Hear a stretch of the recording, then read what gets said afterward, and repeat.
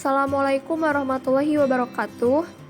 Alhamdulillah, pada kesempatan hari ini, kami dari kelompok 6 yang beranggotakan Sinta Ramadhani dan saya sendiri Aura Aslal Nur Fajri akan mempresentasikan materi tentang Aminah.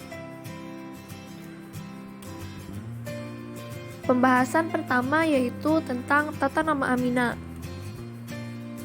Aminah dikelompokkan menjadi 3, yaitu ada Aminah primer, Aminah sekunder, dan Aminah tersier. Pengelompokan ini didasarkan pada beberapa atom H pada amonia yang diganti dengan gugus alkil. Apabila satu H pada amonia diganti dengan gugus alkil, maka disebut Aminah primer. Lalu, apabila 2 atom H pada amonia diganti dengan gugus alkil, maka disebut dengan Aminah sekunder. Dan apabila ketiga atom H pada amonia diganti dengan gugus alkil, maka disebut dengan Aminah tersier. Bisa dilihat contoh dari Aminah primer, Aminah sekunder, dan Aminah tersier pada gambar. Suatu nitrogen amina dapat memiliki 4 gugus atau atom yang terikat padanya. Dalam hal ini, nitrogen merupakan bagian dari suatu ion positif. Senyawa-senyawa ion ini terbagi dalam 2 kategori. Yang pertama, jika salah satu atau lebih yang terikat ialah H, maka senyawa itu disebut garam amina. Lalu yang kedua, jika keempat gugus itu alkil atau aril atau tidak ada H pada N, maka senyawa itu disebut garam amonium kuarterner. Aminah sederhana biasanya diberi nama berdasarkan sistem gugus fungsional. Gugus alkil atau aril terlebih dahulu, lalu kemudian ditambahkan dengan akhiran amina. Seperti contohnya yaitu isobutyl amina, etil isopropil amina, dan trietil amina. Contohnya bisa dilihat pada gambar. Amina dinamai sebagai alkan amina. Penomoran rantai amina sesuai dengan posisi gugus amina dan substituennya. Bila gugus NH2 sebagai substituen, maka dinamakan dengan gugus amino.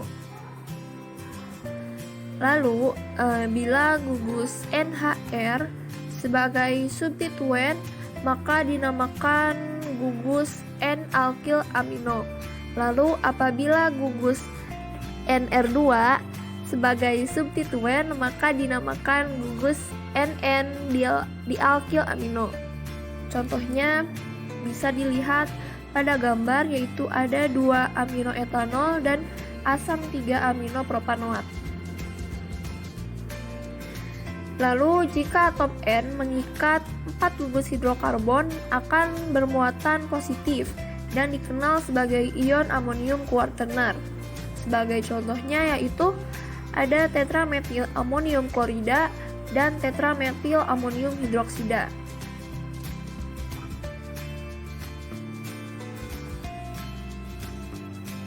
Apabila pada cincin benzena terdapat senyawa yang mengandung gugus NH2, maka dinamakan sebagai derivat anilin. Seperti pada contoh di gambar ada anilin, ada p-metoksianilin, dan o-metilanilin. Lalu pembahasan selanjutnya yaitu sifat fisika pada amina yang akan disampaikan oleh Mbak Sinta. Kepada Mbak Sinta saya persilahkan. Baik, terima kasih Mbak Aura. Selanjutnya saya Sinta Ramadhani akan melanjutkan mengenai sifat fisik pada aminah. Yang pertama, aminah membentuk ikatan hidrogen. Yang kedua, aminah hidrogen dalam NHN lebih lemah daripada ikatan hidrogen OH karena N kurang elektronegatif dibandingkan dengan O, dan karena itu ikatan NH kurang polar. Selanjutnya, titik didih aminah berada di antara titik didih senyawa tanpa ikatan hidrogen seperti alkana dan eter, dan senyawa berikatan hidrogen kuat seperti alkohol dengan bobot molekul yang sama. Selanjutnya, amina tersier dalam bentuk cairan tidak dapat membentuk ikatan H karena tidak mempunyai ikatan NH. Lalu, titik didih amina tersier, sekunder, primer dengan bobot molekulnya sepadan dan titik didihnya lebih dekat ke titik didih alkana dengan bobot molekul yang sama. Lalu selanjutnya, amina berbobot molekul rendah larut dalam air karena membentuk ikatan hidrogen dengan air.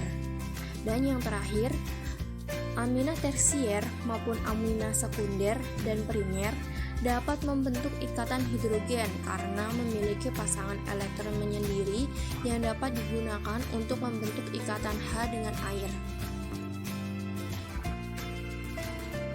Lalu selanjutnya ada sifat kimia amina.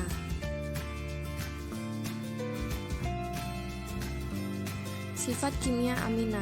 Yang pertama, larutan amina bersifat basa lemah karena dalam air menghasilkan ion OH-. Yang kedua, larutan amina dengan asam anorganik membentuk garam. Yang ketiga, amina primer dapat dipisahkan dengan amina sekunder dan tersier apabila dengan asam nitrat HNO2 karena amina primer dengan HNO2 membentuk alkohol primer.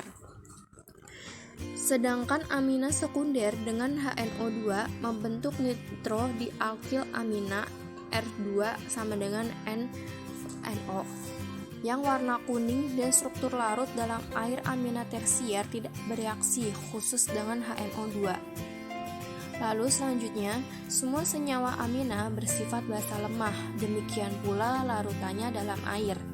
Harga tetapan ionisasi asam konjugat suatu amina atau Ka dijadikan acuan dalam menentukan kebasaan suatu amina. Dalam praktiknya, yang dipakai adalah notasi pKa sama dengan min-log Ka. Hasil kajian menunjukkan bahwa sifat basa suatu amina alfatik atau aromatik ditentukan oleh rumus strukturnya. Lalu yang terakhir, seperti halnya amonia, semua amina bersifat sebagai basa lemah dan larutan amina dalam air bersifat basa. Reaksi amina dengan asam, amina yang larut maupun tidak larut dalam air dapat bereaksi dengan asam dan menghasilkan garam yang larut dalam air. Di selanjutnya ada kebasaan amina. Kebasaan amina. Amina sendiri memiliki sifat basa lemah, bahkan jauh lebih lemah daripada ion hidroksida. Nah, pasangan elektron bebas pada atom N di amina itulah yang mendominasi sifat kimia senyawaan amina. Nah, pasangan elektron bebas itulah yang menyebabkan amina bersifat basa.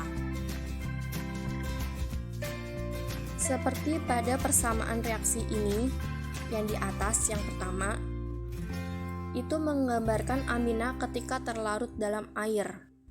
Nah, amina sebagai basa sendiri mengambil H+ dari air yang merupakan sebagai asam dan membentuk suatu ion amonium.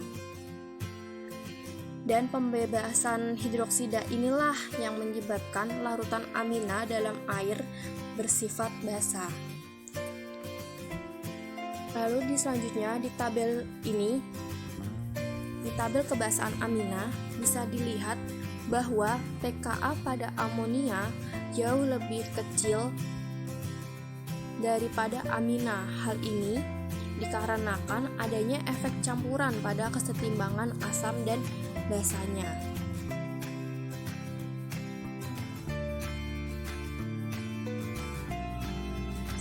Sekian presentasi dari saya. Untuk selanjutnya saya kembalikan ke Mbak Aura.